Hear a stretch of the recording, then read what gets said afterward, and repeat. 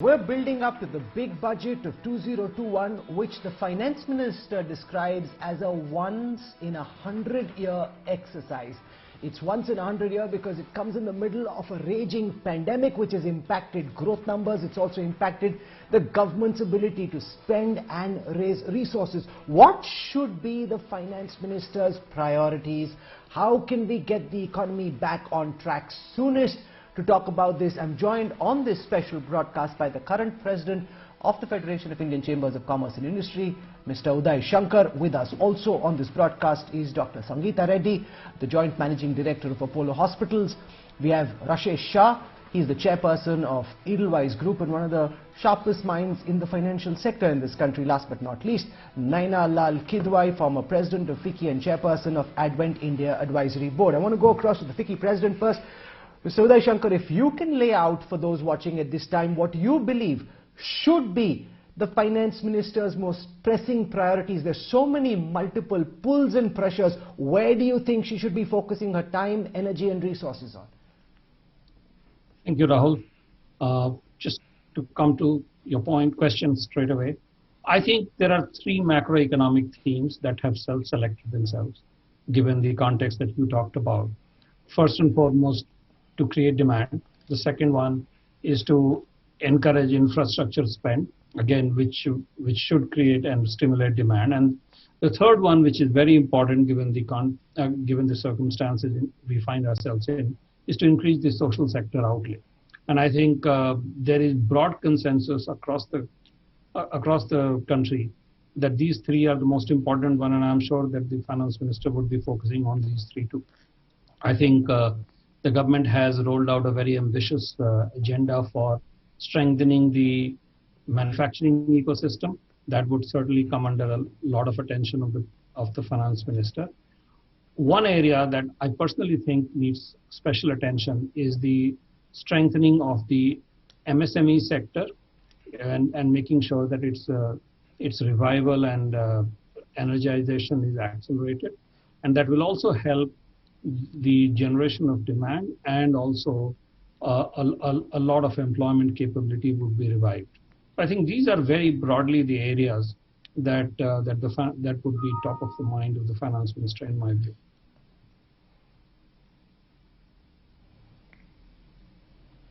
Rashesh Shah, we're also seeing at this time the stock markets touch 50. There's been a sharp correction over just the past 5 days, but that apart, there is what seems from the outside an irrational exuberance that we've seen over the past several weeks. What is it that you believe needs to be done to try and build the exuberance that we're seeing in the markets and bring it more in line with the mood on the real street, so that there is actually no mismatch which is being seen at this moment? How do you think the finance minister should try and approach that? Absolutely, Rahul. As you said, the markets are always ahead of the economy because the market is ultimately a discounting mechanism. So the market is discounting a rebound, a turnaround in the economy, what we have all seen last 4 months. And I must say the last 4 months have been phenomenal. It has taken everybody by surprise, but the resilience of India's economy and the growth has been marvelous. And whether it's housing, whether it's automobile, steel, cement, consumer durables, we are seeing a strong rebound in activity, and that itself is giving a lot of confidence to the markets. Along with that, global liquidity is ample. Indian liquidity has improved a lot because, as you know, last 2 years, Indian economy suffered really from a liquidity crunch which started in 2018. So given all these factors, I think there is you may call it exuberance, or I would call it a sense of optimism. And the optimism is not just for the budget or for the next few months. I think it is for the next few years that India's growth curve should come back to the normal that used to be there, which is between about 6 to 8%, real growth. In fact, for the coming year, I think it's going to be one of the easier ones for the finance minister, because the problems are of FY21, which is fortunately getting over soon. But for FY22, even IMF has projected a 11.5% GDP growth for India, which is the highest in the world. And if 11.5 is the real growth, but that's also where the base effect comes into place. Yeah, 11.5% growth projected on decline in the economy of 8% for this year. Therefore, it also says that for us to be able to hit the pre-COVID growth levels, we'll have to wait till 2025. So the pandemic has at least set us back for 5 years at the very least, according to the same IMF report that you're quoting, Rashesh. Absolutely, but you know, the good thing about all of us is, good thing about economy is we have eyes in the front of our on our face, so we are always looking forward. So I think the destruction due to COVID has happened. I think it's happened. It is there. It is real. But now the markets, the investors, the optimism comes from looking forward. And I think for FY22, the government will have resources to spend. I think the key thing is how adventurous and ambitious they are in spending money, in loosening the fiscal purse string as you speak, because I think that is required. Because as you correctly said, currently there's a hypothesis of optimism, but to make it real, where the government will have to spend and give momentum to the economy. I think given the optimism that is there, given the liquidity that is there, government spending in this year and government really pushing the economic growth engine for this year is going to be very crucial. We're already seeing Naina Lal Kidwai, the fiscal deficit expected to slip to 6.5 at the very least. That's the expectation by a group of economists. There's a lot of pressure from FICCI, from other industry chambers for the government to spend more. How much more spending capacity do you believe the government has? To what percentage would you like to see spending go up? And more importantly, where would you like to see the spending being concentrated? Because as you look around in the national firmament, you need to spend on military modernization more than ever, because there is military aggression by China along the line of actual control. We're still in the middle of a pandemic. We need to scale up the vaccination process. We need to make healthcare facilities more robust, take them into rural India, and we need to work on employment. So where do you think the government's spending power should be concentrated? Naina Lal Kidwai. So you've asked the question really well, because it's clear that there's a very difficult juggling act for a government to look at all the spends that you have defined, each equally important, and on the other hand, a fisc which is already out of control in that it is much higher than what the government had set out for itself. But I'm of the school now that this is not the time to try and rein in the fisc. It is where it is, you know, the 6.5% as a given. I would rather see the government spend this year, but with a view to ensuring that we do not suffer on credit ratings, set out a new FRBM, a new fiscal regulatory mechanism, which says that, you know, COVID is what has caused the collapse. It is the pandemic that we have to recognize, but for the next 2 to 3 years, here's what we are going to do. And if that fiscal responsibility is recognized and a medium-term target set, I believe we will get some leeway without affecting the actual spends this year. In terms of the spends, you know, each one of these is important. I would like to see everything that continues to push and kickstart the economy, because there are still sectors that will continue to suffer. The MSME one, as was mentioned by Uday, is one that requires focus and support even today. In doing this, we need to get our banks back on track. We need the credit ratios to improve. 50% of GDP as a credit ratio is far lower than what most developed countries have, which is 100%.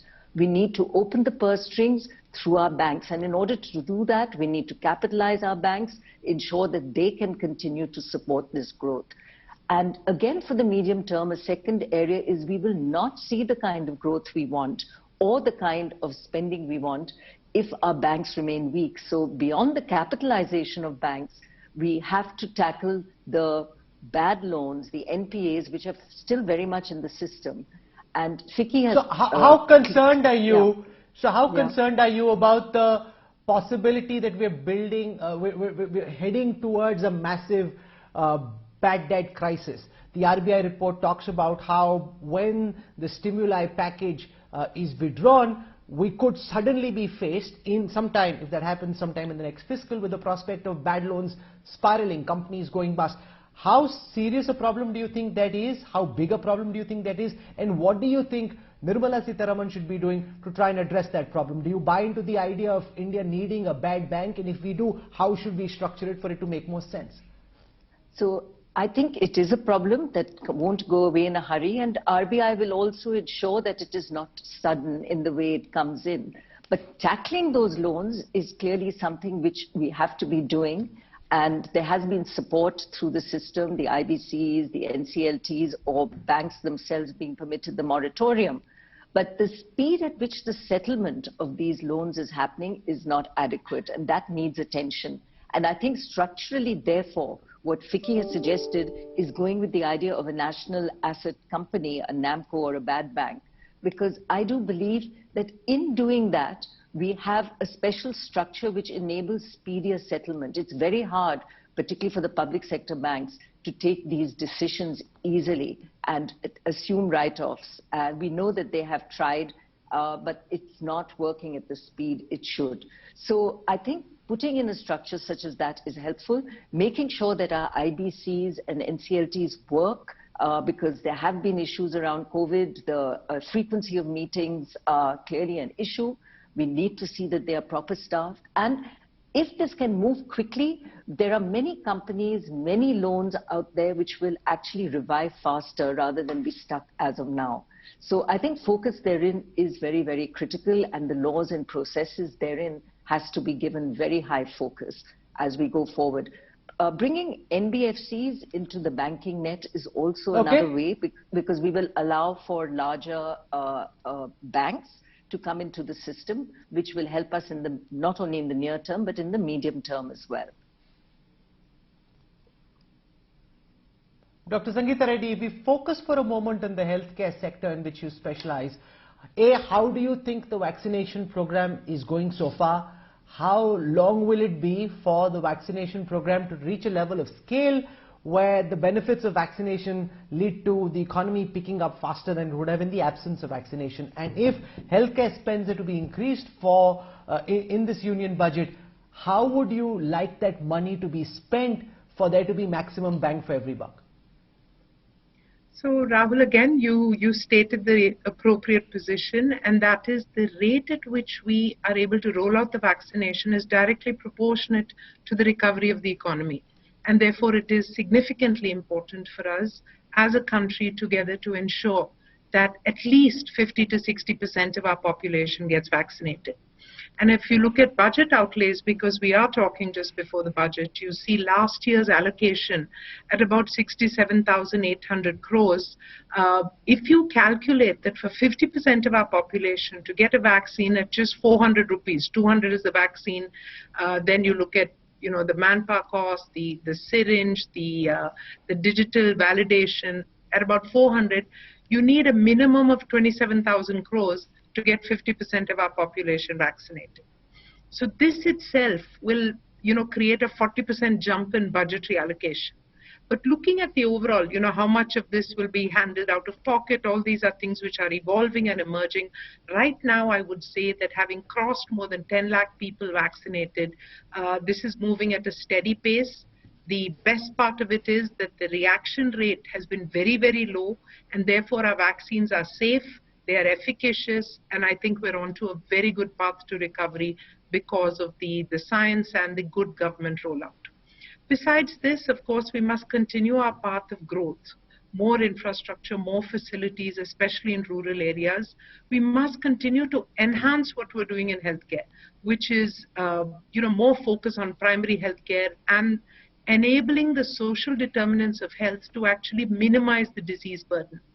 But finally, also, I think this is a great opportunity for India as we have repositioned in the global market to really reposition our healthcare capability. Before, India was thought of, a developing country where many people were denied care. In combination with Ayushman Bharat, the priming up of the primary healthcare centers, what we have been able to do in terms of vaccination, what the advanced healthcare systems, both in private and government, are doing. So we can reposition as a country which is delivering not just vaccines, but also the entire pharmaceutical sector. And now in the era of digital health, I truly visualize that India can reposition to say that a young India can use telehealth to take care of a graying world. So take care of our country or every single citizen, and then help to use healthcare as a growth activator. And in fact, many people have said that healthcare can do for India in this decade what Okay. IT did in the last decade. And of course, the final thing is we Sure, must and we're seeing continue that to with focus on vaccines, for research. example, where our vaccine diplomacy is winning brownie points for the people of Absolutely. India and the government of India the world over, and it is creating that goodwill around the India story. Uday Shankar, in her last budget, the finance minister spoke about the need to revive animal spirits, which in the midst of a pandemic, when the entrepreneur's own survival is at stake, the one animal spirit that gets activated most easily is the spirit to survive. When survival instinct is in overdrive, how does the government, gravitate the entrepreneur and company management towards increasing their investments? Because increasing private investment is still a huge challenge for the government. And what are your solutions to try and ensure that the government is able to achieve this? So now, look, there are a couple of factors that automatically trigger in as the economic revival gets stronger and stronger. I think we've seen that the capacity utilization is somewhere in the range of 60–65%. Once it crosses 75%, you will see investment coming in because leaders and business managers will start planning for the future. There are also other signals. If the government sends out the signals through economic reforms, through other stimulus measures, and by sheer confidence-building, statements, I think that's going to have a huge effect. Also, if the government spending, and you talked about the revival setback that we have had, and how even an 11% growth rate for the next fiscal may not be able to get us out quickly. But it also speaks to one point, that even as we are still very much in the middle of the pandemic, just about 1 million people have been given the vaccine. There is a lot of fear and uncertainty, a lot of hesitation on people's minds, and restrictions on their movement. Uday, how concerned are you that the scenes we saw in the national capital, the protest that's been raging for the last 2 months, will at some level, because ultimately the government is made up of political animals and political survival is important. While reform is important from the perspective of the economy and from corporate India's perspective, political survival is one of the key things that the government needs to worry about, and popularity. Are you concerned that this backlash will slow the speed of economic reform going forward, or at least ensure the government doesn't do something big, bold and dramatic like the industry would like them to? So I hope that doesn't happen, Rahul, but yes, I am concerned about that. Personally, I'm very, very concerned about that, because as you said, governments consist of political animals, and the kind of backlash that we're seeing on this whole farm laws is not a good sign. And I think there is a larger issue here that we all need to be mindful of. There are, it's tragic almost that there are no issues on which there is a political consensus, and almost nothing is beyond political diatribe, so to speak. Because we all know, look at this whole scope of the farm laws. We all know, everybody has been saying that the farm sector needs to be reformed to unlock flow of capital, to bring in new technology, to raise incomes of the farmers. Everyone talks about it. And how are you going to be able to do that if you do not bring in reforms?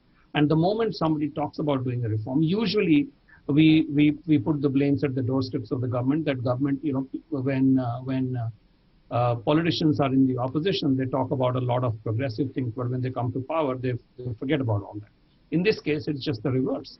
And the backlash that's happened is clearly not a good sign with the farm reforms, but by and large, the message for reforms is not good. And I also think that the other stakeholders in the society, including my own community, the corporate sector and the entrepreneurs and businessmen, for them to be not able to raise their voice in favor of this and stand up for the right things and raise their voice against what's not right in the larger interest of India and its people is not a good sign.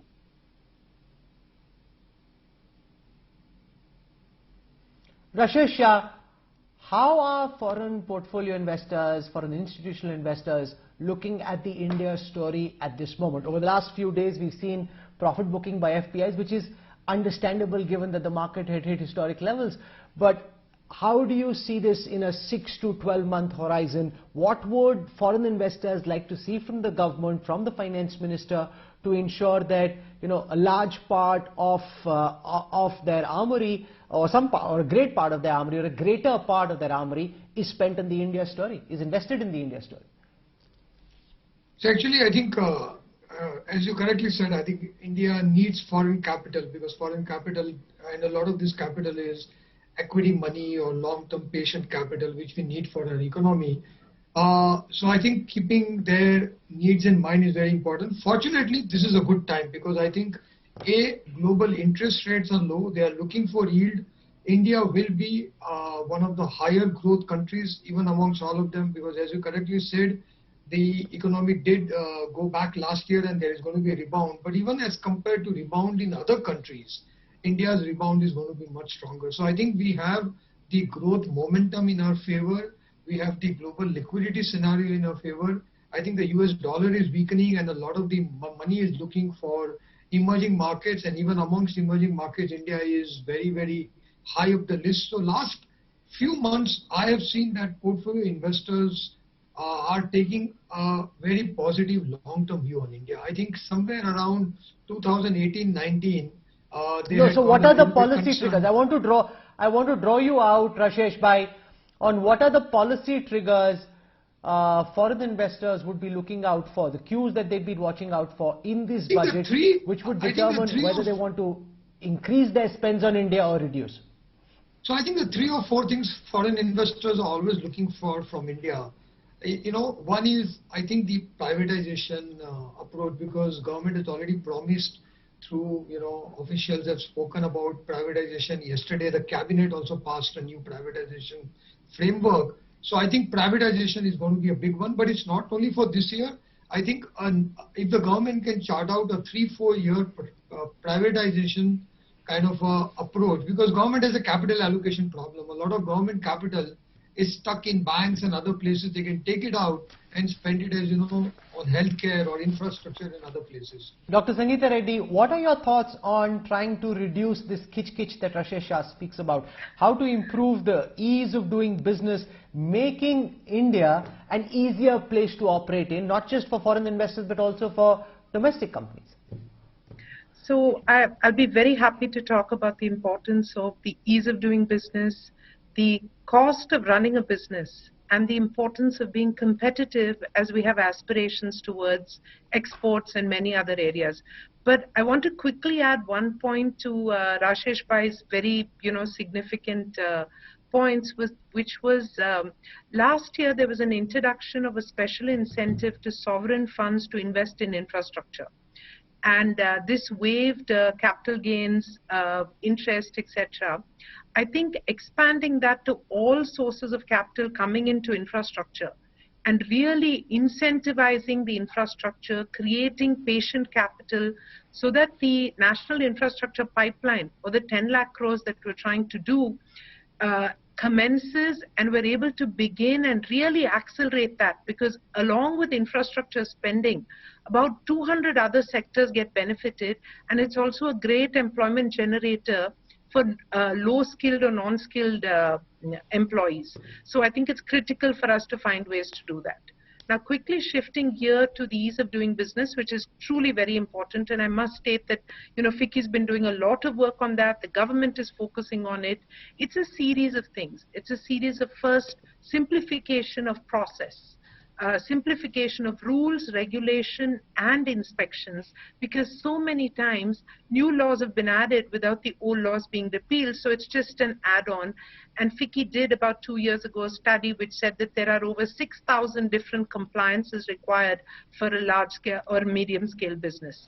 But I must say that the government, the Ministry of Commerce, they've all put together a special task force. We are part of that task force. And we foresee a significant simplification of laws, a large degree of digitalization so that a company enters data once and the back end, if 15 different governments need to see that data, it will be sorted out through a single window portal.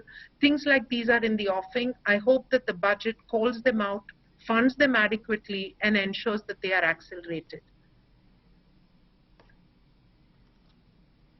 So we've been able to touch upon different aspects of how to improve healthcare, how to take care of the bad loan problem, how to revive animal spirits, and also attract foreign investors in this special conversation, which is brought to you in partnership with FICCI. I want to thank Uday Shankar, Naina Lal Kidwai, Rashesh Shah, and Dr. Sangita Reddy for joining me for this special broadcast. And we look forward to now seeing what Finance Minister Nirmala Sitharaman makes of all these suggestions and everything else that she's had sent her way, and what she ultimately comes up with in what she calls a once-in-a-100-year budget. Thank you very much for joining us.